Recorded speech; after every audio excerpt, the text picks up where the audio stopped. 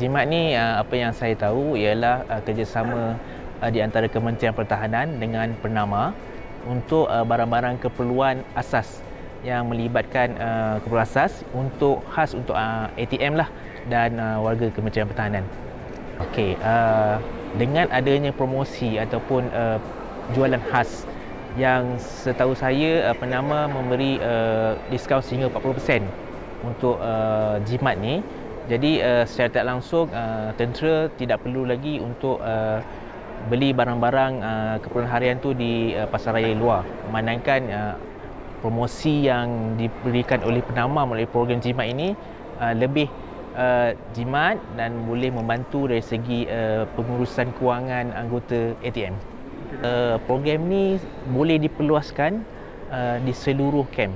Mungkin ada setengah kem kecil yang tidak mempunyai kem kedai Pernama, tapi mungkin boleh khaskan untuk diorang promosi dan dikerapkan promosi itu. Selain itu juga mungkin kita boleh enhance melalui aplikasi pembelian secara online, hantar di rumah bagi memudahkan suri rumah yang husband dia pergi operasi 3 bulan untuk mendapat bekalan berterusan daripada pihak Pernama melalui pembelian secara online di aplikasi Dikat.